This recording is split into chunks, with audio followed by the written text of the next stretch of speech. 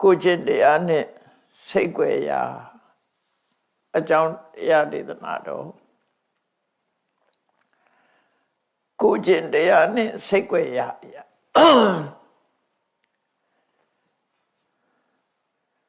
ကိုကျင့်တရားဆိုတာအကျင့်သီလနဲ့ပြည့်စုံတဲ့အနေအထားတစ်ခုရှင်းညွှန်းပြီးတော့ပြောတာကိုကျင့်သီလကောင်းမွန်တဲ့ပုဂ္ဂိုလ်တွေဟာရှေ့မှာမဟုတ်တာမလုပ်သလိုကိုယ်ရမှာလည်းပဲမဟုတ်တာလုပ်လို့မရှိကြဘူးကိုကျင့်သီလကောင်းပြီဆိုလို့ရှိရင်တော့မြည်သည့်နေရာမှာပဲနေမဟုတ်တာလုပ်လို့မရှိကြတော့ဘူးသို့သောကိုကျင့်တရားဆိုတာလူတိုင်းတော့ကောင်းကြတာမဟုတ်ဘူးပေါ့ကိုကျင့်တရားကောင်းမှုဆိုတာအတော်ကြိုးစားရမှာဖြစ်ပါပုရုဇဉ်ရဲ့သဘာဝလျောက်ကိုကျင့်တရားနဲ့ပတ်သက်လာလို့ရှိရင်လူရှိသူရှိမှာတော့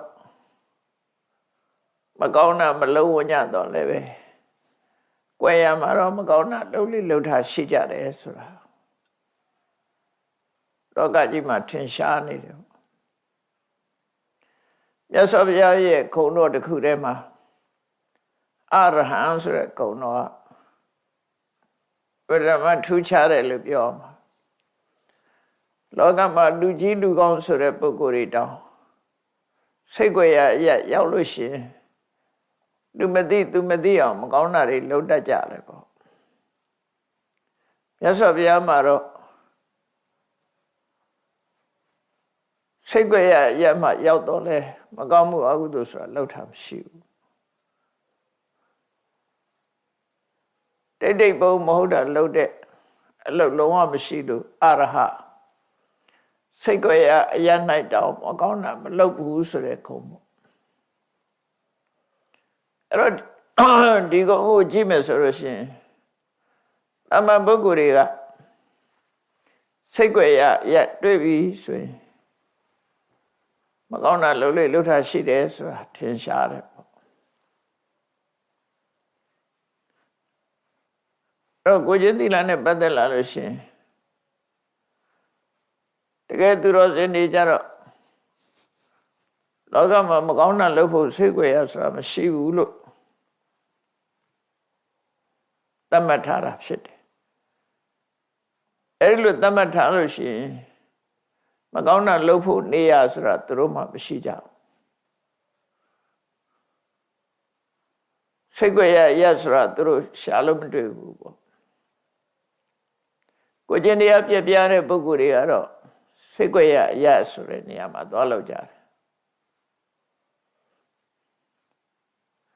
လူအများစုကစိတ်ွယ်ရလို့ထင်ပြီးတော့မကောင်းမှုတွေကိုလုပ်ကြတယ်အဲ့ဒါနဲ့ပတ်သက်ပြီးအတွေးခေါ်တွေကမင်္ဂဘုတ်လို့တာပေါ့မြတ်စွာဘုရားဟောတဲ့တရားတွေမှာဆိုရင်နတ္ထိလောကေရဟောနာမလောကမှာစိတ်ွယ်ရဆိုတာမရှိပါဘူးတဲ့သို့တော့လူတွေကစိတ်ွယ်ရလို့ထင်တယ်စိတ်ွယ်ရဆိုတာဘယ်သူမှမမြင်တဲ့နေရာဘယ်သူမှမရှိတဲ့နေရာကိုစိတ်ွယ်ရလို့ပြောကြတာကိုတယောက်တည်းပဲတခြားပုဂ္ဂိုလ်ဘယ်သူမှမရှိဘူးဘယ်သူမှမမြင်နိုင်ဘူးပတ်ဝန်းကျင်ကကိုယ်ကိုမမြင်နိုင်ဘူးဆိုတဲ့နေရာမျိုးကိုစိတ်ွယ်ရလို့ယူဆကြတယ်အဲ့တော့မြတ်စွာဘုရားကတော့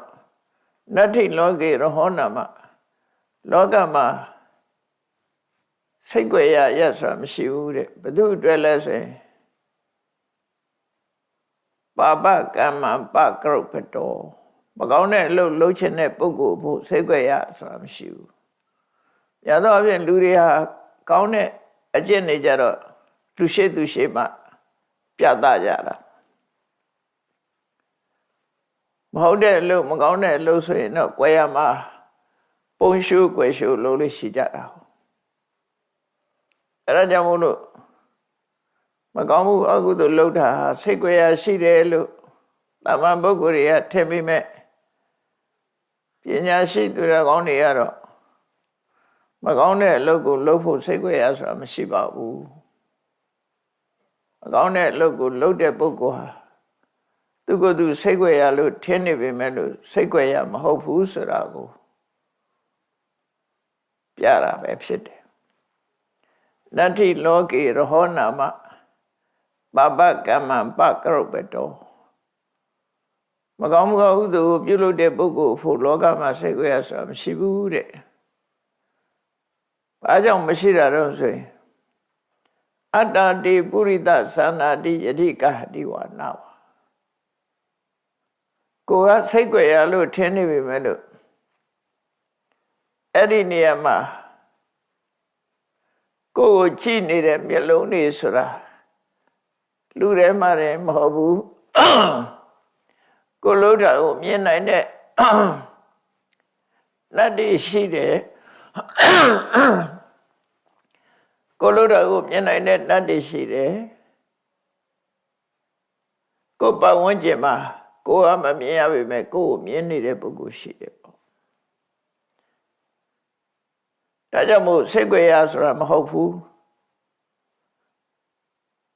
နောက်ဆုံးမှာဘယ်သူမှမရှိဘူးဆိုတော့အတ္တတိပုရိသသာနာတိယတိကာတိဝနာဝကိုမဟုတ်တာလောက်တာကိုသိနေတဲ့လူတယောက်ရှိတယ်တဲ့အဲ့ဒါဘယ်သူလဲဆိုကိုယ်တိုင်ပဲသူများမသိဘူးလို့တော့ရှိကောင်းရှိမယ်အဲ့ဒီကိုလောက်တာကိုမသိဘူးဆိုတော့မရှိဘူးဒါကြောင့်မို့အတ္တတိပုရိသသာနာတိဘယ်စိတ်ကြွယ်ရလို့ထင်မနေနဲ့ကိုလောက်တာကိုတော့သိနေတယ်အဲ့ဒီကိုသိနေခြင်းဟာစိတ်ကြွယ်ရမဟုတ်ခြင်းပဲဖြစ်တယ်လို့ဒီလိုအတွေးခေါ်နဲ့လောကမှာစိတ်ကြွယ်ရမရှိလို့မကောင်းမှုကောင်းကုသိုလ်လုပ်တဲ့အခါမှာစိတ်ကြွယ်ရတောင်းမှမလုပ်အောင်ရှောင်ရှားနိုင်ဖို့အရေးကြီးတယ်လို့ဆိုလိုတဲ့အဓိပ္ပာယ်ပဲဖြစ်တယ်။မြတ်စွာဘုရားရဲ့အရဟံဆိုတဲ့ဂုဏ်တော်ဟာလောကလူသားတွေကစိတ်ကြွယ်ရတွေ့လို့ရှိရင်မကောင်းတာလုပ်တတ်ကြတော့လေမြတ်စွာဘုရားကမြတ်စွာဘုရားဖို့မကောင်းမှုဆိုတာလုံးဝမပြုလို့စိတ်ကြွယ်ရမှတောင်မကောင်းမှုပြုတယ်ဆိုတာမရှိလို့ဒီဂုဏ်တော်ကြီးကိုရရှိထားတာဒီအရေးချင်းတစ်ခုကိုရရှိထားတာအဲ့တော့စိတ်ကြွယ်ရကိုမကောင်းမှုမလုပ်ဘူးဆိုတဲ့ပုဂ္ဂိုလ်မှတကယ်ကိုကျင့်တရားပြည့်ဝတဲ့ပုဂ္ဂိုလ်လို့ဆိုရမှာဖြစ်တယ်လုံးဝဖြူစင်တဲ့ပုဂ္ဂိုလ်လို့ပြောရမှာဖြစ်တယ်အဲ့တော့လောကလူသားတွေကလုံးဝဖြူစင်တဲ့ပုဂ္ဂိုလ်ဆိုတာအမှန်တမ်းရှားဖရာယဟန္တာမသာလင်စိတ်ကြွယ်ရရောက်တဲ့အခါမကောင်းမှုအကုသိုလ်မလုပ်တာရှိနိုင်တယ်ကြံတဲ့ပုထုဇဉ်တွေကတော့လွတ်ကင်းမှုဆိုအမှန်တမ်းရှားတယ်ပေါ့မရှိဘူးတော့မဟုတ်ပုထုဇဉ်တွေကလည်းပဲအတွေ့အခေါ်မျှော်မြင်ရှိတဲ့ပုဂ္ဂိုလ်တွေအသိဉာဏ်ရှိတဲ့ပုဂ္ဂိုလ်တွေဟာစိတ်ကြွယ်ရမှမကောင်းမှုမလုပ်ကြဘူးစင်ကြယ်အောင်နေတယ်လူရှိသူရှိမှမကောင်းတာမလုပ်သလိုစိတ်ကြွယ်ရမှလည်းပဲမကောင်းတာမလုပ်ကြဘူးဆိုတဲ့ပုဂ္ဂိုလ်တွေဟာပုထုဇဉ်ရဲ့တိုင်ဝိုင်းထဲမှာလည်းရှိတယ်အရိယာဖြစ်သွားရင်တော့လုံးဝဒါကင်းရှင်းသွားတယ်လို့ပြောမှာဖြစ်တယ်အဲ့တော့ကိုယ့်ကိုဘယ်လောက်ထိအောင်ကိုကျင့်တရားကောင်းတယ်လဲဆိုတာစမ်းသပ်ကြည့်ရမှာဖြစ်တယ်ကိုကျင့်တရားဘယ်လောက်ခိုင်မာတယ်လဲကိုဟာဘယ်လောက်စင်ကြယ်တဲ့ပုဂ္ဂိုလ်ဖြစ်တယ်လဲဆိုတာစိတ်ကြွယ်ရရောက်တဲ့အခါမှာလူရှိသူရှိမှမလုပ်ရတဲ့အလုပ်မျိုးလုံနိုင်သလားလုံမိသလားလုံသလားလူရှိသူရှိမှမလုပ်ရတဲ့အလုပ်မျိုးကိုယ်ရကြတော့လုံသလားလို့ကိုယ်ဆန်းစစ်ကြည့်ဖို့လိုတယ်ပေါ့ကိုယ်စိတ်ကိုအကဲခတ်ကြည့်ဖို့လိုအဲ့ဒါကိုသီလဝိမန္တနာစဆိုတာ50ထဲမှာ350မြောက်မှာပါရှိတယ်ပေါ့ဒီဇာလေးကကိုကျင့်တရားခိုင်မာဖို့အတွက် သွန်သင်ပြသဆုံးမပေးတဲ့စက်ကလေးဖြစ်လို့ဒီစက်ဖြစ်လို့ကိုကျင်တရားအတွက်ကိုယ့်ကိုယ်သင်္ကန်းစာယူပြီးတော့ပြုပြနိုင်တဲ့အနေအထားမျိုးရရှိနိုင်တယ်ပေါ့သင်္ကန်းစာဆိုတာယူပြီးကိုယ့်ကိုယ်ပြင်မှအကောင်းဆိုတာဖြစ်တယ်လောကလူတွေဟာကိုယ့်ကိုယ်မပြင်သေးသမျှလူကောင်းမဖြစ်နိုင်ပါဘူးဆရာမိဘတွေကပြင်နေဆိုတာဆရာမိဘတွေရှေ့မှာကောင်းနိုင်တော့လည်းပဲဆရာမိဘရှေ့မဟုတ်တဲ့အခါမှာအကျင့်စရိုက်တွေကပြန်ပြီးတော့နိုးထလာတတ်တယ်ပေါ့အဲ့တော့ကိုယ်တကယ်သူတော်ကောင်းဖြစ်ပြီဆိုလို့ရှိရင်ကတော့ကိုယ်ဖို့မှာမဟုတ်တာလုပ်ဖို့စိတ်ကြွယ်ရဆိုတာမရှိဘူးအလုံးဟာကိုယ်သိနေရင်ကိုယ့်အကိုယ်သိက္ခာကိုရှက်ရွံ့နေမဟုတ်တာမလုပ်ဘူးလို့ဆိုတယ်ဟိရိဝတ္တပတရားတွေကိုယ့်ရဲ့ထဲမှာအပြည့်အဝရှိနေမယ်ဆိုရင်ကိုကျင်တရားကိုယ်တဏ္ဍမှာအပြည့်အဝရရှိပြီးတော့စိတ်ကြွယ်ရမှတော့ကိုကျင်တရားကောင်းမွန်တဲ့ပုဂ္ဂိုလ်မျိုးဖြစ်လာနိုင်တယ်အဲ့တော့ပုရုဇဉ်နေနဲ့ဒီအဆင့်ရောက်အောင်ကိုပဲကြိုးစားသင့်တယ်ပေါ့ဒီအဆင့်ရောက်အောင်ပဲကြိုးစားသင့်အခြားသောတပန်သဂရကအနာကအဆင့်နေသာထားကြည့်ကိုယ့်ရဲ့ကိုကျင်တရားခိုင်မာမှုဟာစိတ်ကြွယ်ရာထိအောင်အာမခံချက်ရှိလားကိုယ့်ကိုစမ်းသပ်ပြီးတော့တိဆောက်ဖို့ခိုင်မာဖို့လေ့ကျင့်မှုအတ္တမရေးကြည့်တယ်ဒီဘဝမှာလေ့ကျင့်လိုက်မယ်ဆိုရင်ဘယ်ဘဝရောက်ကိုယ့်ရဲ့စိတ်ဓာတ်ခိုင်မာမှုဟာဖြစ်လာမှာပဲဖြစ်တယ်ဒီဘဝမှာမလေ့ကျင့်မှုဆိုရင်နောက်ဘဝတွေမှာဖြစ်လာဖို့ဆိုတာအတ္တမခဲရင်ပါရမီဆိုတာကိုလုံးတဲ့မွန်မြတ်တဲ့အလုပ်ကိုအကြောင်းပြုပြီးတော့ခေါ်တာဒါဖြစ်တယ်ပါရမီဆိုတာပရမတ္တကမ္မပါရမီလို့ဆိုတယ်မြင့်မြတ်တဲ့စိတ်နဲ့မှလုပ်လို့ရတာမြင့်မြတ်တဲ့စိတ်ရှိပြီဆိုရင်မြင့်မြတ်တဲ့အလုပ်ကိုလုပ်တော့တာပဲအဲ့ဒါပါရမီဖြစ်လာမှာပဲကောင်းတဲ့အကျင့်စရိုက်တွေကိုကိုယ်လေးလာသင်ယူပြီးတော့ကောင်းတဲ့အကျင့်စရိုက်တွေကိုကိုယ့်ရဲ့ထဲမှာတိဆောက်ကြရမှာဖြစ်တယ်စတင်မွေးမြူပြီးတော့တိဆောက်ရမှာဖြစ်တယ်မြတ်စွာဘုရားကသမဗုဒ္ဓတရားဟောတဲ့အခါမှာအပိုင်းနှစ်ပိုင်းနဲ့ဟောတာဖြစ်တယ်မကောင်းတဲ့အကျင့်စရိုက်တွေကိုမလုံးမိအောင်ထိမ့်သိမ်းရှော့ရမယ်စောင့်စည်းရမယ်စောင့်စည်းရတဲ့နဲ့တတိလက်လွတ်ပြီးတော့လုံးမိတယ်ဆိုရင်လည်းအလင်းအမြန်ဖယ်ရှားဖို့ရှောင်ကျဉ်ဖို့ဆိုတာကြိုးစားရမယ်မကောင်းတဲ့ဘက်ကနှစ်ခုမကောင်းတာမလုပ်ဖြစ်အောင်ကြိုးစားရမယ်လုံးမိလို့ရှိရင်လည်းနောက်ထပ်ဆက်မလုပ်ဖို့ရကြိုးစားရမယ်ကောင်းတာနဲ့ပတ်သက်လာလို့ရှိရင်ကောင်းတဲ့အမှုလုပ်ဖြစ်အောင်ကြိုးစားရမယ်လုပ်ဖြစ်ပြီးလို့ရှိရင်လည်းအချိန်ချင်းထပ်လုပ်ဖို့ကြိုးစားရမှာဖြစ်တယ်ဒါကိုပဲသမ္မာဝါယာမမှန်ကန်တဲ့ကျုပ်ပန်းအထုံးမှုတနည်းအားဖြင့်သမ္ပပဒါနသမ္မာပဒါနမှန်ကန်သောကျုပ်ပန်းအထုံးမှုလို့ဆိုတာအဲ့ကိုသမ္မာပဒါနလို့ခေါ်တဲ့မှန်ကန်တဲ့ကျုပ်ပန်းအထုံးမှုနဲ့အကုသိုလ်တွေကိုဖယ်ရှားလို့ကုသိုလ်တရားတွေဖြစ်ပေါင်းကြိုးစားခြင်းဖြင့်သူတော်ကောင်းအဖြစ်ကိုရယူနိုင်တာပေါ့အဲ့လိုမဟုတ်လို့ရှိရင်လူတွေရဲ့အကျင့်စရိုက်တွေဟာ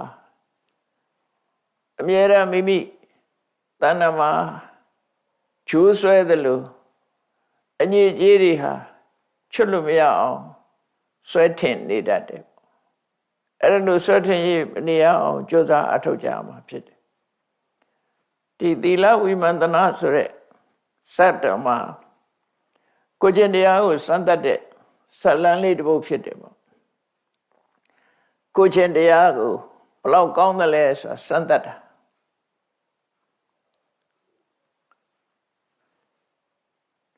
ဒ ဒီဇလန်းဖြစ်ပေါ်လာပုံကတော့မြတ်စွာဘုရားကတာဝတိမြို့စေရွန်ကျောင်းမှာသရင်သုံးနေတဲ့အချိန်မြတ်စွာဘုရားကစေရွန်ကျောင်းမှာသရင်သုံးနေရဲ့ရှိနေတဲ့အချိန်မှာမြတ်စွာဘုရားနဲ့အတူတကွစေရွန်ကျောင်းမှာနေထိုင်ကြတဲ့ယဟန်900ဟာတရားအထုတ်နေတဲ့တရားအထုတ်ဖို့ကြိုးစားနေတဲ့ယဟန်တွေပဲဖြစ်တဲ့ကစားညတောင်းကောင်ရံကာလမှာကာမဝိတက်လို့ခေါ်တဲ့ကာမဂုဏ်အာယုံခံစားလို့တဲ့စိတ်တွေဖြစ်ပေါ်နေကြတယ်။ဘာကြောင့်လို့ဆိုရင်မြတ်စွာဘုရားလက်ထက်ကလူငယ်လူရွယ်တွေသာသနာ့ဘောင်ဝင်လာကြတယ်။တချို့လည်းမိသားစုအိမ်နောက်တွေကိုစွန့်ပြီးတော့သာသနာ့ဘောင်ဝင်ကြတာဖြစ်တယ်။အဲ့လိုဝင်လာတဲ့ပုဂ္ဂိုလ်တွေဟာကာမဝိတက်လို့ဆိုတာလူဘဝတုန်းကကြုံတွေ့တာတွေကိုပြန်ပြီးတတိယပြီးတော့တွေးပြီးနေကြတဲ့ပုဂ္ဂိုလ်တွေလွမ်းဆွတ်နေကြတဲ့ပုဂ္ဂိုလ်တွေစေရွန်ကျောင်းကတန်ဃာတွေထဲမှာဒါတွေရှိလာတယ်တချို့လဲလူဘဝကိုအားကြပြီးတော့စိတ်ကူးရင်နာတွေဖြစ်လာတယ်မြတ်စွာဘုရားကယဟန်တန်ဃာတွေကိုစောင့်ရှောက်တဲ့အနေနဲ့စောင့်ကြည့်နေတာဘယ်လိုထိစောင့်ကြည့်တော့ဆိုရင်ဥပမာပေးထားတာမျက်လုံးတစ်လုံးနဲ့ရှိတဲ့ပုဂ္ဂိုလ်မျက်စိတစ်လုံးသာရှိတဲ့ပုဂ္ဂိုလ်ဟာအဲ့ဒီမျက်စိလေးကောင်းတဲ့မျက်စိလေးပြတ်မသွားအောင်ထိမ့်သိမ်းစောင့်ရှောက်သလိုတဲ့သာသမီတူတဲ့ရှိတဲ့ပုဂ္ဂိုလ်ကလည်းဒီသာသမီလေးတူကိုပဲထိမ့်သိမ်းစောင့်ရှောက်သလိုသမရီဆိုတဲ့သားကောင်ဟာလည်းသူ့ရဲ့မြည်ဆံကိုထိမ့်သိမ်းစောင့်ရှောက်သလိုအမြဲတမ်းတတိထားပြီးတော့ယဟန်တွေကိုမြတ်စွာဘုရားကြည်တယ်တရားနှလုံးသွင်းကြရလားကောင်းတဲ့စိတ်တွေစင်စဲမပြတ်ဖြစ်ရလားမကောင်းတဲ့အကုသိုလ်စိတ်တွေဝင်သလားဆိုတာကိုညပိုင်းမှာလည်းတေဘစက္ခုနဲ့ကြည်တော်မူတာဖြစ်တယ်အဲ့လိုကြည်တဲ့အချိန်မှာခုနကယဟန်တော်တွေအချို့ဟာလူဘဝကိုပြန်နေပြီးတော့တွေ့တော့ပြီးစိတ်ကူးရင်ကြတယ်သို့မဟုတ်ကြုံတွေ့ခဲ့ရတဲ့သူတို့ဘဝတွေကိုပြန်လီတန်းတာနေတာတွေတွေ့တဲ့အခါမှာမြတ်စွာဘုရားကရှင်အနန္ဒာကိုခေါ်ပြီးတော့အနန္ဒာစေရွန်ကျောင်းထဲမှာနေတဲ့ကိုရော်တွေအားလုံးကိုခန္ဓာကိုယ်ကြီးကျောင်းပေါဝမှာနေရခင်းပြီးတော့အဲ့ဒီခန္ဓာကိုယ်ကြီးကျောင်းပေါဝမှာစီဝေးဖို့ခေါ်လိုက်ဆိုပြီးတော့မြတ်စွာဘုရားစောဟိတန်ဃာတွေကိုခေါ်လိုက်တာခေါ်လိုက်တော့တန်ဃာတွေကမြတ်စွာဘုရားစီရောက်လာကြအလုံးစုဝေးမိတဲ့အခါမှာဘာဟောတော့ဆိုပပကရဏီရဟောနာမနတ္ထိရှင်းပညာရှိတွေကတော့တဲ့စိတ်ကောင်းနှလုံးကောင်းရှိတဲ့ပညာရှင်တွေဟာမဟုတ်တာလို့ဖို့အတွက်စိတ်ကြွယ်ရမရှိဘူးဆိုပြီးတော့သူတို့ဟာမကောင်းမှုမလုံးမိအောင်ရှောင်ကြတယ်ဆိုတဲ့ရှေးကသူတော်စင်တို့ရဲ့ကျင့်ထုံးလေးတစ်ခုကိုမြတ်စွာဘုရားကရှင်းပြတာဖြစ်တယ်ဟောပြတာဖြစ်တယ်ဒါဘဝသင်္ကန်းစာယူဖို့အတွက်ငါတို့ဘယ်သူမှမသိဘူးအလုံးဒါစိတ်ကြွယ်ရဖြစ်နေတယ်ငါတွေးတာဘယ်သူမှမသိဘူးငါလုပ်တာလည်းဘယ်သူမှမသိဘူးဆိုတဲ့စိတ်မမွေးပဲနဲ့စိတ်ကြွယ်ရသည်ပင်နဲ့စိတ်ကြွယ်တဲ့အရာမဟုတ်ဘူးမကောင်းမှုအကုသိုလ်လုပ်ဖို့စိတ်ကြွယ်ရဆိုတာမရှိဘူးဆိုတာကိုပြသတဲ့အနေနဲ့မြတ်စွာဘုရားကဇလံတစ်ပုဒ်ကိုယဟန်တွေကိုဆုံးမဩဝါဒပေးတဲ့အနေနဲ့ဟောကြားခဲ့တာဖြစ်တယ်ပေါ့တခုသောဘုရားမှာဖျားလောင်းဟာပါရဏတိမြို့ပြမနာလူမျိုးထဲမှာသွားပြီးတော့ဖြစ်တယ်အဲ့တော့ပြမနာလူမျိုးဖြစ်တဲ့အခါကျတော့အဲ့ဒီပါရဏတိပြည်မှာလည်းပဲလူငယ်လူရွယ်တွေကိုပညာသင်ပေးတဲ့ ထိတာပါမောက္ခဆိုတဲ့ဆရာရှိတယ်ထိတာပါမောက္ခဆိုတာပေရက်ကလာအယလေးမျက်နှာရဲ့ဆရာကြီးဆိုတဲ့အဓိပ္ပာယ်ပေါ့နော်အယလေးမျက်နှာမှာလာတဲ့ပညာလိုလားတဲ့ပုဂ္ဂိုလ်ရဲ့အကြီးအကဲလို့ဒီစကားလုံးကိုယူပြီးတော့အခုတက္ကသိုလ်တွေဘာတွေမှာပါမောက္ခဆိုခန္ဓာတွေရှိတာရှေးတုန်းကထိတာပါမောက္ခ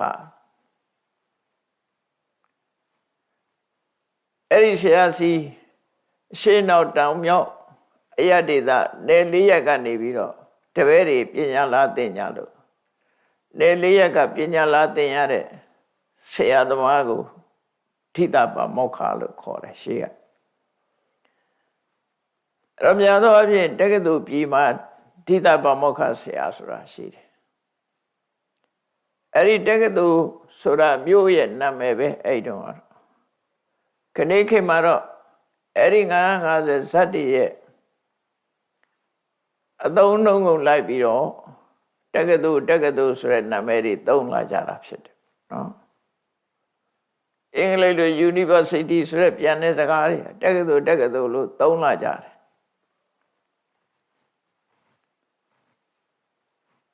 950ဇတ်တွေရဲ့မြန်မာနိုင်ငံမှာဩဇာတက်ရောက်မှုလို့ဆိုရမှာဖြစ်တယ်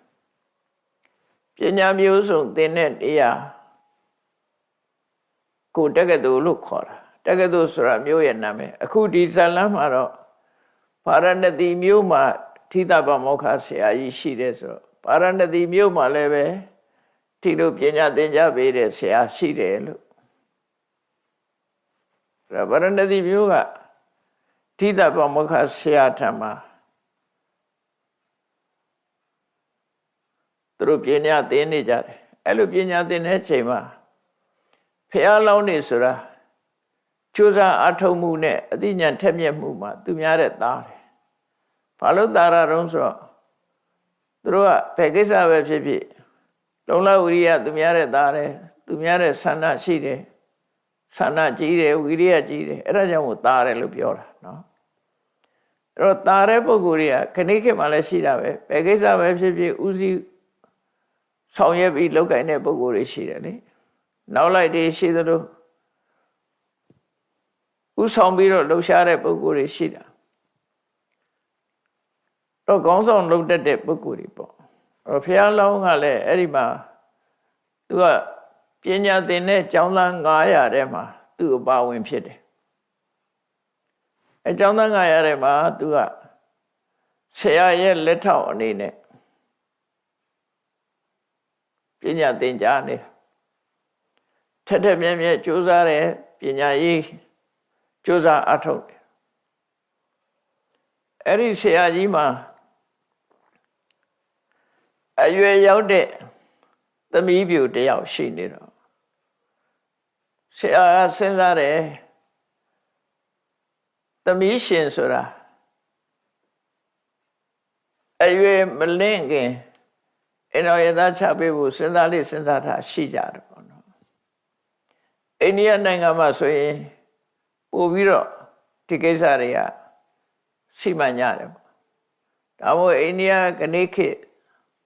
သူတို့ရဲ့ဒလိတုံးတန်းစင်လာရဆိုလို့ရှင်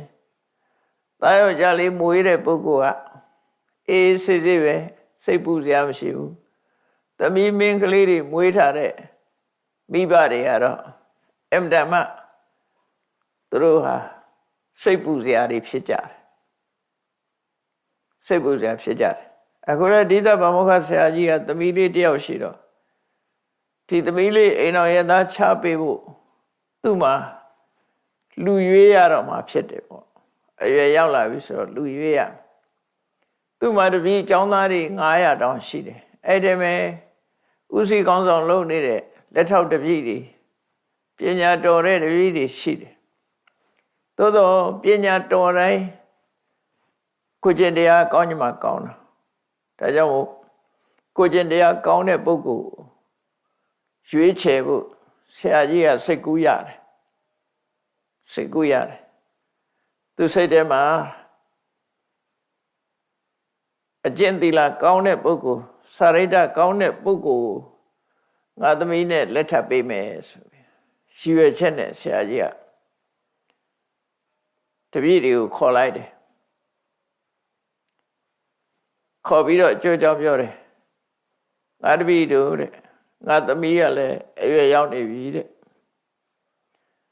ငါသမီးကိုအိမ်တော်ရသားချပေးခြင်းတယ်ဝိဝါဟလို့ခေါ်တယ်မိဘတွေကသုံးရင်ဝိဝါဟလို့သုံးရဒီသမီးရှင်ဘက်ကပြောတာဝိဝါဟအိမ်တော်ဘက်သားရဲ့ရှင်ဘက်ကပြောရင်အာဝါဟအဲ့ဒါလည်းမှန်အောင်သုံးဖို့လိုတယ်ပေါ့နော်ဒါဗမာပြည်မှာလည်းဒီစကားလုံးကသုံးတာဒါပေမဲ့အခုတော့နည်းနည်းသုံးနေလာတော့မသိဘူးအာဝါဟဝိဝါဟမင်္ဂလာဆိုတာလေအာဝါဟနဲ့ဝိဝါဟဒါပါဠိစကားတွေခဏိမှာတော့ထိမ်းများလက်ထပ်တယ်လို့သုံးတာပဲများတယ်ထင်ပါရဲ့အာဝါဟဝိဝါဟဆိုတာသိပြီးတော့မသုံးကြဘူးအဲ့တော့အဓိပ္ပာယ်ကဘာလို့ဆိုအာဝါဟဆိုတာယောက်ျားလေးဘက်ကမိဘတွေကအမျိုးသမီးကိုလာပြီးတော့သမီးရှင်ထံကသမီးကိုလာယူသွားတာခေါ်သွားတာကိုအာဝါဟလို့ခေါ်တယ်သမီးရှင်ကနေပြီးတော့သူတို့သားလောင်းစီကိုပို့ပေးတာကြတော့ဝိဝါဟလို့ခေါ်တယ်သူတို့စီမှာထုံးစံကယောက်ျားလေးကအမျိုးသမီးအိမ်လိုက်တာမရှိဘူးအမျိုးသမီးကပဲယောက်ျားလေးအိမ်လိုက်ရမှာဒါအိန္ဒိယထုံးစံနော်အာဝါဟဝိဝါနှစ်ခုစလုံးဟာသူတို့သားဘက်ကနေပြီးသူတို့သမီးကိုလာခေါ်တာအာဝါဟသူတို့သမီးဘက်ကသူတို့သားအိမ်ကိုပို့ဆောင်ပေးတာဝိဝါဟအဲ့တော့ဒီသဘောမခဆရာကြီးကသူ့သမီးကိုသူတို့သားအိမ်ကိုပို့ပေးရအဲ့ဒီပို့ပေးတဲ့မင်္ဂလာလက်ထပ်ပွဲကိုသူလုပ်ဖို့စဉ်းစားတာအဲ့တော့တပည့်တွေကိုပြောတယ်ငါသမီးရွယ်ရောက်လို့အိမ်တော်ဘက်စီငါပို့ပေးဖို့စီမံရလိမ့်မယ်အဲ့တော့အဲ့လိုပို့ပေးတဲ့အခါမှာသူတို့သမီးတွေအတွက်ဝတ်စားဆင်ဖို့လိုအပ်တယ်ပေါ့လက်ဝလက်စားယရဏပစ္စည်းတွေရဖို့သင့်တယ်ရှားရမှာဖြစ်တယ်ဒီတိုင်းလက်ပလာသွားလို့မဖြစ်ဘူးထိုက်တဲ့ယရဏတွေဆင်မြန်းပြီးတော့ငါသမီးကိုအိမ်တော်ဘက်ထံကပို့ဖို့ရှိတယ်မင်းတို့ကိုယ်ဆွေမျိုးကိုမိဘအိမ်ကိုသွားပြီးတော့ဘယ်သူမှမသိအောင်လက်ဝတ်လက်စားအဝတ်တန်းစာတွေကိုတိတ်တဆိတ်ရှူပြီးတော့ငါ့ကိုပေးကြလို့ဆိုပြီးတော့သူသမီးပေးကြမလို့ဆိုပြီးကျောင်းသားတွေကိုအဲ့လိုခိုင်းတာနော်ဘယ်သူမှမမြင်စေရဘူးဘယ်သူမှမမြင်အောင်တိတ်တိတ်ရှူဆောင်ပြီးတော့ငါစီကိုပေးကြတယောက်ယောက်မြင်တဲ့ဟာမျိုးဆိုရင်တော့ငါမယူဘူး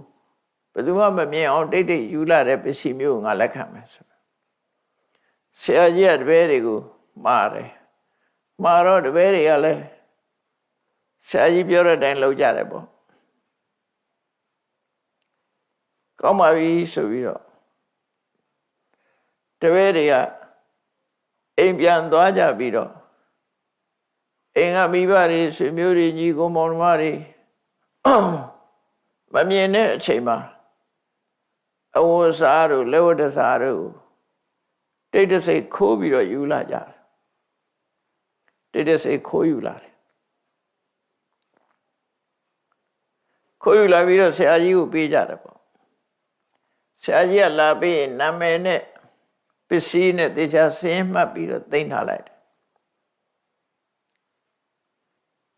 အဲ့ဒီမဲ့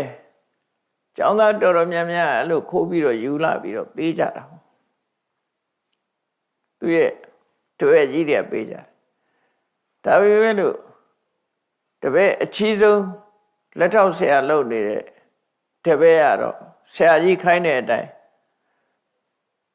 ဘာမှသူ့အိမ်သွားပြီးတော့ရှုဆောင်တာမလုပ်ဘူးအဝတ်စားလည်းမယူဘူးလက်ဝတ်တန်းစားလည်းမယူဘူးဆရာကြီးကိုဘာမှမပေးပဲနဲ့သူကဒီတိုင်းနေတယ်အဲ့တော့ဆရာကြီးကသူ့ကိုပြောတယ်ငါတပည့်မင်းကတော့ဘာမှမယူလားလို့ဆိုဟုတ်ပါတယ်ဆရာဘာဖြစ်လို့မင်းမယူတာတုံးလို့ဆိုဆရာကပြောတယ်လေဘယ်သူမှမမြင်ခင်ယူလာတဲ့ပစ္စည်းရဲ့လက်ခံပဲတိတ်တိတ်လို့ရမယ်လို့ဆရာကမှားထားတာကျွန်တော်စိတ်ထဲမှာစိတ်ကြွယ်ရဆိုတာကျွန်တော်မမြင်ဘူးတပည့်ကပြန်ပြပြတာစိတ်ကြွယ်ရဆိုတာမမြင်ဘူးတိတ်တိတ်စိတ်စိတ်ဘယ်သူမှမသိတဲ့နေရာဆိုတာကျွန်တော်မတွေ့မိဘူးတဲ့ဒါကြောင့်မို့သူစိတ်ထဲမှာတော့ကြွယ်ရမှလို့ဖို့တခုမှကြွယ်ရလို့မထင်ဘူးဆိုတဲ့အကြောင်းဆရာကြီးကိုပြောပြတာအသူပြောပုံလေးကိုမှတ်တမ်းတင်ထားတာဘာလို့ဆိုနတ္ထိလောကေရဟောနာမပပကမ္မပကုပ္ပတောမဟုတ်တာလို့ဖို့အတွက်လောကမှာစိတ်ကြွယ်ရဆိုတာမရှိပါဘူးဆရာကြီးတဲ့ပတ္တန္တိဝနဗုဒ္ဓာနိတော့မှာပဲဖြစ်ဖြစ်အိမ်မှာပဲဖြစ်ဖြစ်အိမ်ဆောင်နဲ့တွေတောဆောင်နဲ့တွေကိုယ်ဆောင်နဲ့တွေကိုမမြင်ရတဲ့တရားတွေလောကမှာရှိနေကြတော့သူတို့ကမြင်မှာပဲတဲ့ကိုတိတ်တိတ်လို့လည်းသူတို့မြင်မှာပဲတဲ့အဲ့လိုနတ်တွေမြင်တာကိုပဲတံပါလောမညတိရဟောကိုပဝန်းကျင်မှာကိုကြည့်နေတဲ့မျက်လုံးတွေရှိရတဲ့နဲ့မလိမ္မာတဲ့ပုဂ္ဂိုလ်ကတော့ငါလှုပ်တာဘယ်သူမှမသိဘူးလို့ထင်နေတယ်ဟုတ်လားအလုံးကမြင်ကြမှာပဲတဲ့ကိုကမမြင်ရပေမဲ့သူတို့ကမြင်ကြလိမ့်မယ်တဲ့အဲ့ဒါကိုပဲစဉ်းစားဉာဏ်မရှိတဲ့ပုဂ္ဂိုလ်တွေကတော့ဒါစိတ်ငြိမ်ရလို့ထင်ကောင်းထင်လိမ့်မယ်တဲ့ကျွန်ုပ်အနေနဲ့ပြောရမယ်ဆိုရင်အဟံရဟောနပတ္တာမိကျွန်ုပ်အနေနဲ့တိတ်တဆိတ်ဆိုတဲ့ဟာစိတ်ကြွယ်ရဆိုတာကျွန်ုပ်လုံးဝမမြင်မိဘူးတဲ့စိတ်ကြွယ်ရရက်ဆိုတာဘယ်တော့မှမတွေ့ဘူးတဲ့သုံးဉဏ်ဝါပိနဝိဇ္ဇတိဘယ်သူမှမရှိဘူးဆိုတာလဲဘယ်သူမှမရှိတဲ့နေရာအရက်ဆိုတာလဲကျွန်ုပ်မတွေ့ဘူးတဲ့ကျွန်ုပ်ရှာကြည့်တာမတွေ့ဘူးဘယ်သူမှမတွေ့တဲ့နေရာသုံးညဘယ်သူမှမရှိတဲ့နေရာဆိုတာမရှိဘူးတဲ့ယထာအဉ္ညာနပတ္တမိကိုသွားလို့ကိုနေတဲ့နေရာတခြားလူဘယ်သူမှမတွေ့ရပေမဲ့လို့အတုံညာဟောတိတမယတဲ့အဲ့ဒီနေရာကျွန်ုပ်ရှိနေတာပဲတဲ့ဆိုတော့အခန်းထဲမှာကိုတယောက်တည်းနေတာဘယ်သူမှမရှိဘူးဟုတ်တယ်တမန်လူကတော့မစင်စားဘူးဘယ်သူမှမရှိဘူးငါလှုပ်ချင်အောင်လှုပ်မယ်လို့ထင်ကောင်းထင်လိမ့်မယ်တဲ့အဲ့ဒီမှာကျွန်ုပ်ရှိနေတယ်လေတဲ့ဘယ်သူမှမရှိတာမဟုတ်ဘူးတဲ့ဒါကြောင့်မို့လို့ empty place နော် empty room ဘာမှမရှိတဲ့နေရာဆိုတာမရှိဘူးလို့သူကပြောတာကိုရှိနေတာကိုကဒါဘာမှမရှိတဲ့နေရာမဟုတ်ဘူးတဲ့ကိုရှိနေတယ်ဘာသူမှမသိဘူးဆိုရင်ကိုသိနေတယ်ဒါဟုတ်ဆိုလို့လည်းပေါ့နော်ကိုမဟုတ်တာလို့တာကိုသိနေတာကိုကစိတ်ကြွယ်ရမဟုတ်ဘူးလို့ပြောတာကိုတယောက်တည်းနေတာမို့ဘယ်သူမှမမြင်ဘူးလို့ထင်ကောင်းထင်လိမ့်မယ်တဲ့ဘယ်သူမှမမြင်ကိုမြင်တယ်ပေါ့ကိုမမြင်တဲ့အိမ်ဆောင်တတ်တွေတောဆောင်တတ်တွေကျောင်းဆောင်တတ်တွေဒီလိုဟာတွေကလည်းရှိနိုင်တယ်အဲ့ဒါတွေမရှိဘူးဆိုတော့ကိုလို့တာကိုသိနေတယ်ကိုလို့တာကိုမြင်နေတယ်ဒါကြောင့်မို့သူ့ရင်ထဲမှာဆရာကြီးကပြောတာဘယ်သူမှမမြင်အောင်ယူခဲ့လို့ပြောတော့ဘယ်သူမှဆိုတဲ့တဲမှာကျွန်ုပ်လည်းပါတယ်ကျွန်ုပ်မမြင်အောင်ယူလို့မှမရတာဟုတ်ခိုးတဲ့လူကိုယ်တိုင်ကမြင်နေတယ်လေဘယ်သူမှမမြင်အောင်ယူဖို့ဆိုတာလောကကြီးမှာမဖြစ်ဘူးဘယ်သူမှမသိအောင်လုပ်ဖို့ဆိုတာကိုသိနေတယ်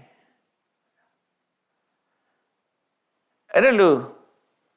ဒီတပည့်အကြီးဆုံးဆရာလက်ထောက်ကနေပြီးတော့ဆရာကြီးကိုဒီလိုရှင်းပြတယ် ဆရာကြီးကိုရှင်းပြတဲ့အခါကျတော့ဆရာကြီးကသူပြောတာဆိုတာသူ့ရဲ့တွေးတောရှုဆပုံလေးကိုကြည့်ပြီးတော့ရှင်းတတ်တယ်ဆရာကြီးရှင်းတတ်ပြီးတော့ငါတပည့်ငါအိမ်မှာငါသမီးအိမ်တော့ချဖို့ပစ္စည်းဥစ္စာမရှိတာမဟုတ်ပါဘူးတဲ့ငါအိမ်မှာအပြည့်စုံရှိပါတယ်ဟုတ်တာပေါ့တပည့်တွေပညာသင်ကြားပေးနေတဲ့ဆရာကြီးပဲအဲ့တော့သူ့အိမ်မှာဒီသမီးတယောက်ဆင်မိုးရအတွက်ကတော့ငွေကြေးတနာအလုံးတော့ရှိပါတယ်ဒါပေမဲ့လို့ငါသမီးနဲ့ပေးစားဖို့ပုဂ္ဂိုလ်ဟာကိုချင်းတရားကောင်းတဲ့ပုဂ္ဂိုလ်ဖြစ်ဖို့လိုတယ်ကိုချင်းတရားကောင်းတဲ့ပုဂ္ဂိုလ်လောကကြီးမှာကိုချင်းတရားကောင်းတဲ့ပုဂ္ဂိုလ်နဲ့အိမ်တော်ရသားချပေးခြင်းလို့မင်းတို့ကျောင်းသားတွေကိုငါစုံစမ်းတာဖြစ်တယ်တဲ့အဲ့တော့ငါသမီးဟာမင်းနဲ့အတော်ဆုံးပဲသူ့ကိုရွေးချယ်လိုက်တာဘာမှယူမပေးတဲ့တပည့်ဘာမှအိမ်ကနေပြီးတော့လက်ဝတ်တန်းစာခိုးပြီးတော့ယူမလာတဲ့တပည့်ကိုမင်းဟာအကျင့်စာရိတ္တကောင်းတယ်ကိုကျင့်တရားကောင်းတယ်ဒါကြောင့်မို့မင်းနဲ့ပဲတော်တယ်လို့ဆိုပြီးတော့သမီးကိုအစင်တစားအပြည့်ဝဆင်ပြီးတော့အဲ့တပည့်ကြီးနဲ့လက်ထပ်ပေးလိုက်တယ်ဟောတပည့်ကြီးနဲ့လက်ထပ်ပေးလိုက်ပြီးတော့ခုနတုန်းကအိမ်သွားပြီးတော့တိတ်တဆိတ်လက်ဝတ်တန်းစာရှရဏပစ္စည်းတွေတို့အဝတ်တန်းစာတွေတို့ခိုးလာတဲ့တပည့်ကျောင်းသားတွေကိုတော့သူမှတ်ထားတဲ့အတိုင်းကဲမင်းတို့အိမ်မင်းတို့ပြန်ယူသွားကြတာတွေဆိုပြီးတော့အကုန်ပြန်ပေးလိုက်တယ်ဆရာကြီးကစမ်းသပ်တာဘယ်သူကိုချင်းတရားကောင်းသလဲဆိုစမ်းသပ်တယ်အဲ့တော့ဆရာကြီးရဲ့သမီးကိုမျောလင်းတောင်းတပြီးတော့အိမ်ကလဲဝတ်တန်းစာယရဏပစ္စည်းတွေခိုးယူလာခဲ့ကြတဲ့ကိုချင်းတရားပြက်ပြားတဲ့ကျောင်းသားတပည့်တွေဟာဆရာကြီးသမီးကိုလက်လွတ်ဆုံးရှုံးသွားကြတယ်ကိုချင်းတရားကောင်းတဲ့ပညာရှိအတွေ့အခေါ်ကောင်းတဲ့ကိုချင်းတရားကောင်းတဲ့တပည့်တယောက်သားလျှင်ကိုချင်းတရားကိုအကြောင်းပြုပြီးတော့ဆရာကြီးသမီးကိုအိမ်တော်ဘက်အဖြစ်ရွေးချယ်ခွင့်ရသွားတယ်ပေါ့ဒီလိုဆိုလို့တာပေါ့အဲ့ဇလန်မှာအဲ့တော့အဲ့ဒီဇလန်ရဲ့အနှစ်ချုပ်ကတော့ဒါလေးကိုပြောတာပဲဒါကိုသွန်သင်ပြတာတဲ့သဘောပဲအဲ့ဒီမှာမြတ်စွာဘုရားကဒီဇလန်ကိုဟောပြီးတော့ဖြည့်ဆွက်ပြီးမြတ်စွာဘုရားဟောကြားတာတော့ပါတော့ဆိုဒုစိသောသသူစိသောသနန္ဒောသဒုက္ခဝဋ္ဌိတောဝိဇောသအထုဝသီလောသတေတမ္မာဇဟုမတ္ထိကာအမည်နာမလေးတွေဖော်ထားတယ်လူ6ယောက်ကျောင်းသား6ယောက်အိမ်ကပစ္စည်းခိုးပြီးတော့ယူလာတဲ့ကျောင်းသား6ယောက်တယောက်ကဒုစိသတယောက်ကသူစိသတယောက်ကနန္ဒတဲ့တယောက်ကဒုက္ခဝဋ္ဌိကာတယောက်ကဝိသတယောက်ကအတုဝသီလတို့သူတို့နာမည်တွေကိုထုတ်ဖော်ပြီးတော့တေတမ္မာဇဟုမတ္ထိကာသူတို့ဟာဆရာကြီးသမီးရလို့စိတ်နဲ့ကိုကျင့်တရားကိုစွန့်ပစ်ခဲ့တဲ့ပုဂ္ဂိုလ်တွေဖြစ်တယ်ဟုတ်တယ်ကိုကျင့်တရားကိုစွန့်တဲ့ပုဂ္ဂိုလ်တွေဖြစ်တယ်ကိုငကောအကျင့်ကောင်းကလေးတွေကိုစွန့်ပစ်ကြတယ်တစုံတစ်ခုရလို့မှုကြောင့်ကိုကျင့်တရားပြက်ပြားသွားတယ်တေတမ္မာဇဟုမတ္ထိကာတော့လောကလူတွေကတခုခုရလို့မှုနဲ့ကိုကျင့်တရားကိုစွန့်ပစ်ကြတယ်အလွယ်တကူဖယ်လိုက်ကြတယ်ကိုယ့်ရဲ့ကိုကျင့်တရားကိုအလွယ်တကူစွန့်လွတ်လိုက်ကြတယ်ပေါ့နော်သူတို့လည်းပဲ လူတွေလိုက်တာကျင့်သုံးရမယ်ကိုကျင့်တရားတွေကိုစွန့်လွတ်လိုက်ကြတယ်ပြမနောစကတံဇဟေသဗ္ဗဓမ္မနာပါရကုပြမနောစကထံဇဟေသဗ္ဗဓမ္မနာပါရကုဆိုကိုကျင့်တရားနဲ့ပတ်သက်ပြီးတော့စဉ်းစားဉာဏ်ရှိပြီးကြိုးစားအထုတ်လို့ထုတ်တဲ့ကျောင်းသားအချီးဆုံးမြင့်မြတ်တဲ့ကျောင်းသားကတော့တဲ့ကထံဇဟေကိုကျင့်တရားကိုသူဆရာကြီးတပည့်ကိုရလို့ရေးအတွက်နဲ့ကိုကျင့်တရားကိုသူအပြတ်မခံကိုကျင့်တရားကိုမစွန့်လွတ်ဘူးလို့ဆိုတော့ယောဓမ္မမနုပါလေတိကိုကျင့်တရားကိုသူထိမ့်သိမ့်နိုင်တယ်ကိုကျင့်တရားကိုဘာနဲ့မှမလဲဘူးလို့ဆိုလို့အဲ့တော့လောကလူတွေကကိုကျင့်တရားနဲ့ငွေဆိုရင်ငွေနောက်လိုက်တယ်ကိုကျင့်တရားကိုဖယ်လိုက်ပြီးတော့ငွေနောက်လိုက်တယ်ကိုကျင့်တရားနဲ့ယာဓုဆိုရင်လည်းယာဓုနောက်လိုက်တာကိုကျင့်တရားနဲ့အခွင့်အရေးဆိုရင်လည်းအခွင့်အရေးနောက်လိုက်တယ်ကိုရှိတဲ့ကိုကျင့်တရားကိုအလွယ်တကူစွန့်လွတ်ပြီးတော့လက်တလောရရှိလာနိုင်တဲ့ငွေကြေးတနာအတွက်ဖြစ်စေကြော်ကြားမှုအတွက်ဖြစ်စေခွင့်ရေးအတွက်ဖြစ်စေအဲ့ဒါတွေအတွက်လူတွေကလိုက်ပြီးတော့လှုပ်လို့ရှိကြတယ်တဲ့ဒါလောကရဲ့သဘာဝ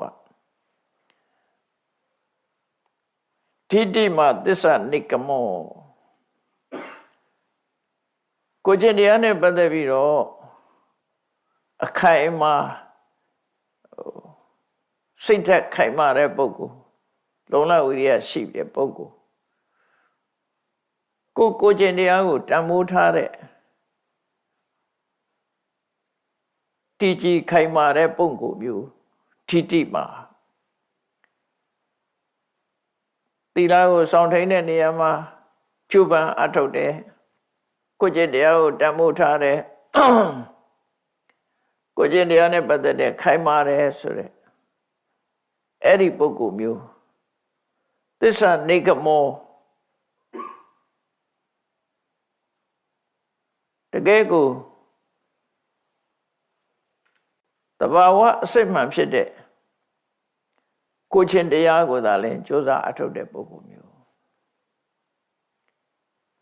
အဲ့တော့ကိုယ့်ရဲ့အကျင့်စရိုက်ကိုဘာနဲ့မှမလဲဘူးလို့ဆိုလိုတယ်ကိုယ့်ရဲ့ကိုချင်းတရားကိုဘာနဲ့မှမလဲဘူးဝေကျေးနဲ့လည်းမလဲဘူးယာဓုနဲ့လည်းမလဲဘူးကြော်စောမှုနဲ့လည်းမလဲဘူးဘာနဲ့မှမလဲတဲ့ပုဂ္ဂိုလ်မျိုးအဲ့လိုခိုင်မာတဲ့ပုဂ္ဂိုလ်မျိုးဟာတဲ့ဘာလို့တလဲဆိုရင်ဓမ္မကိုသာလဲအခိုင်မာကိုယ့်ရင်ထဲမှာခိုင်မြဲအောင်ထိမ့်သိမ်းဆော့ရှော့တယ်ရသော်ဘုရားကဒါကိုဖြစ်ဆက်ပြီးတော့ဟောလိုက်တဲ့စကားပဲခုနတုန်းကခေါင်းဆောင်လုပ်တဲ့မကောင်းမှုအကုသိုလ်စိတ်ကြွယ်မှာမလုပ်တဲ့အကြီးဆုံးကျောင်းသားကနတ္ထိလောကေရဟောနာမပပကမ္မပကုပ္ပတောပတ္တတိဝနဗုဒ္ဓနိတံပါလောမညတိစနောမညတိရဟောမကောင်းမှုလုပ်တဲ့ပုဂ္ဂိုလ်လောကမှာစိတ်ကြွယ်မရှိဘူးတဲ့ကိုယ်ပတ်ဝန်းကျင်ကနတ်တွေကကိုယ်မြင်နိုင်တယ်တဲ့ဒါပေမဲ့လို့စဉ်းစားဉာဏ်ရှိတဲ့ပုဂ္ဂိုလ်ကဒါကိုစိတ်ကြွယ်လို့ထင်နေတာတဲ့သူ့အနေနဲ့ကတော့အာရဟောနပတ္တမိစိတ်ကြွယ်ဆိုတာသူမမြင်ပါဘူးသုံးဉဏ်ဝါပိနဝိဇ္ဇတိဘယ်သူမှမရှိတဲ့နေရာဆိုတာလည်းမရှိပါဘူးတဲ့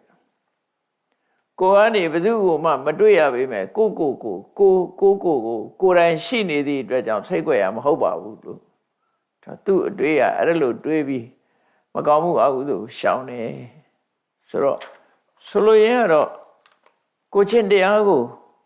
ဘာကိစ္စနဲ့မှမစွန့်လွတ်တဲ့အနေအထားမျိုးရသော်ဗျာကသွန်သင်ဆုံးမပေးတာလားဖြစ်တယ်ပေါ့အဲ့တော့ဘုန်းကြီးတို့တွေလည်းကိုကျင့်သုံးရတဲ့ကိုကျင့်တရားရဲ့တန်ဖိုးကိုထားပြီးတော့ ဘယ်ရာနဲ့မှမလဲပဲနဲ့ကိုကျင်တရားပေါ်မှာအခိုင်အမာယက်တည်ဖို့လေ့ကျင့်ကြရမှာဖြစ်တယ်လေ့ကျင့်ရမယ်ကိုယ့်ရဲ့ကိုကျင်တရားတွေကိုတန်ဖိုးထားလို့စိတ်ကြွရမှာမကောင်းမှုအကုသိုလ်ကိုလုံးမဲ့ဆိုရင်ကိုယ်တိုင်မြင်နေတယ်စိတ်ကြွရဆိုတာမဟုတ်ဘူးကိုမြင်တယ်ကိုရှက်တယ်ဆိုတဲ့အသိစိတ်ဓာတ်တွေနဲ့မကောင်းမှုအကုသိုလ်မလုံးမိအောင်ထိမ့်သိမ်းဆော့ရှော့ကြရမှာဖြစ်တယ်လို့ဒီသီလဝိပဿနာဇက်ကဒီသင်္ကန်းစာကိုပေးတာပဲဖြစ်တယ်ပေါ့အဲ့တော့မြတ်စွာဘုရားကသာရကဒေသနာတွေဟောပြီးတဲ့အခါမှာအမြဲတမ်းသစ္စာ၄ပါးနဲ့ဒီကုန်းချုပ်တာဖြစ်တယ်သစ္စာ၄ပါးဆိုတာကိုရထားတဲ့ဘဝဟာဒုက္ခသစ္စာပဲအဲ့ဒီဘဝရဲ့အကြောင်းဖြစ်တဲ့တဏှာဟာသမုဒိယသစ္စာဖြစ်တယ်ဘဝဟာဒုက္ခဘဝကိုဖြစ်စေတဲ့အကြောင်းတရားအဓိပရဏအကြောင်းတရားတဏှာကဒုက္ခသမုဒိယအဲ့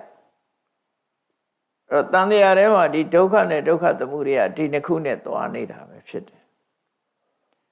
အဲ့ဒီဒုက္ခအဆုံးသတ်တဲ့နေရာကတော့និရောဓဥပိ္ပဏံအပဝတ္တိဘဝနဲ့ဘဝတဏှာဘဝနဲ့ဘဝကိုဖြစ်စေရတဲ့တဏှာဒီနှစ်ခုချုပ်ငြိမ်းသွားတာအဲ့ဒီနှစ်ခုမရှိတဲ့နေရာချုပ်ငြိမ်းတာနိဗ္ဗာန်ပဲဒါကိုစာပေကျမ်းကမှာဆိုလို့ရှိတယ်ဘဝဟာဒုက္ခသစ္စာ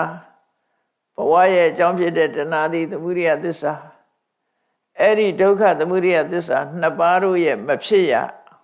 ဒီនិရောဓသစ္စာဥပိ္ပဏံအပုတ္တိនិရောဓော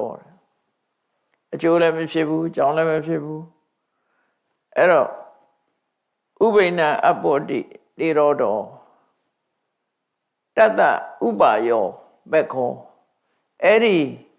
နှစ်ခုစလုံးမဖြစ်တာသူ့ဟာသူမဖြစ်တာမဟုတ်ဘူးအကြောင်းတရားကိုကြိုးစားအထုတ်လို့မဂ္ဂင်၈ပါးကိုကြိုးစားအထုတ်လို့မဂ္ဂင်၈ပါးဆိုတဲ့အကျင့်တရားကိုကျင့်သုံးသည့်အတွက်ကြောင့်အကြောင်းကိုပယ်ပြီးတော့အကျိုးပါပြတ်သွားတာအကြောင်းကုန်လို့အကျိုးကုန်သွားတာအဲ့ဒါကမဂ္ဂသစ္စာလို့အဲ့တော့ဘဝနဲ့ပတ်သက်ပြီးတော့ဒီသစ္စာ၄ပါးနဲ့ခွဲခြားသတ်မှတ်ရမှာဖြစ်တယ်ခွဲခြားသတ်မှတ်ဖို့ကိုအကျမ်းမြင်ဖို့ကိုအကျမ်းမြင်သတ်မှတ်ထားရင်ဟုတ်လားကိုရထားတဲ့ဘဝဟာဒုက္ခရထားတာ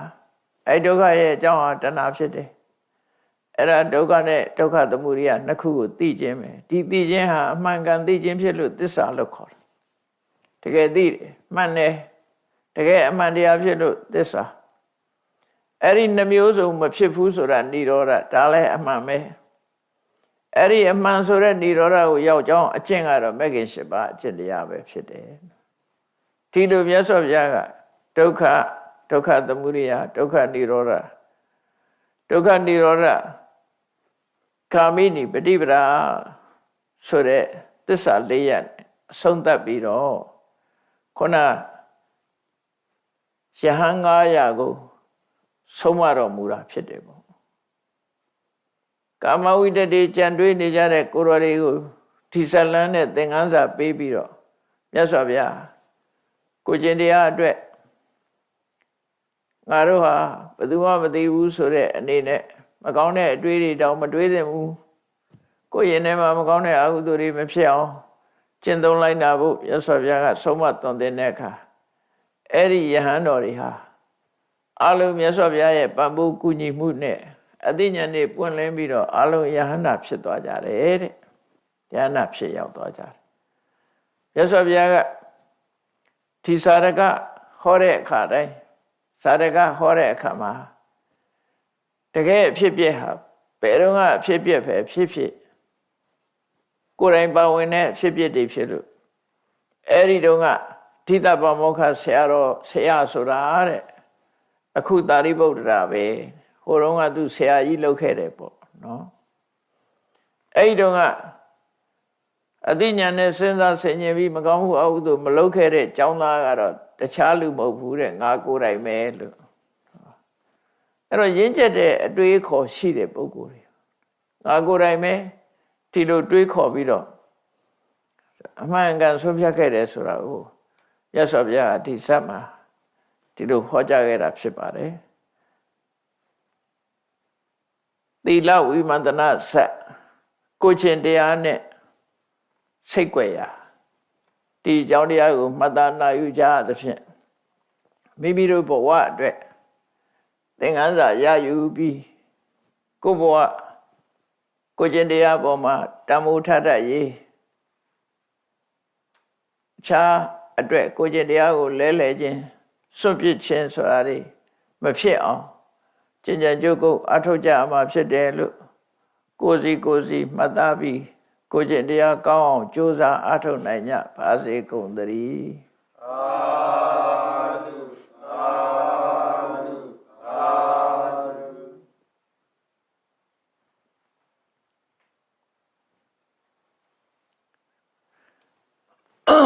ရှိတဲ့ချာရှင်ဖေယဖျားရီတော်တို့သည်ဓမ္မအတိညာရရှိမှသာလင်နိဗ္ဗာန်ချမ်းသာကိုရမောပြုနိုင်ပါသောကြောင့်ဓမ္မအတိညာရရှိစေရန်ရှိတန်ကြလျက်ဓမ္မသဘင်ဆင်ကျင်ပါပြုလုပ်ကြ၍အမတဒါနာဓမ္မဒါနာတရားအလှတော်ကိုပေးလူကြပါကုန်၏တရားတော်မြတ်ကိုရိုသေလေးမြတ်စွာမမတ်သားသာအာယုန်ထားလျက်နာကြားကြပါကုန်၏တရားတော်မြတ်ကိုတတဝဝတ္ထုအစုစုတို့ဖြင့်ပူဇော်ကြပါကုန်၏ယနေ့ယခုအာထုတ်ပြုလုပ်ကြရသောဤကောင်းမှုဤကုသိုလ်စုစုသည်နိဗ္ဗာန်ချမ်းသာ၏အကြောင်းထောက်ပံ့ဖြစ်ပါစေသတည်းဤကောင်းမှု၏အဖို့ဘာကကိုအမိအဖာအဖို့အဖွာဆရာသမားမှစ၍ဝါသူကဘာသာလူနတ်မြမတတ္တဝါများတို့အားအမြဝေငှပါကုန်၏ကုသိုလ်အမြကိုယ်စီရကြကုန်သည်ဖြစ်၍ကိုယ်စိတ်နှဖျားချမ်းသာကြသည်ဖြစ်ကြပါစေကုန်သတည်းအာလုံးကြာကြာကမြအမြယူတော်မူကြပါကုန်တော်သာဓုသာဓုသာဓုအာလုံးကြာကြာကမြအမြယူတော်မူကြပါကုန်တော်သာဓုသာဓုသာဓုအာလုံးကြာကြာကမြအမြယူတော်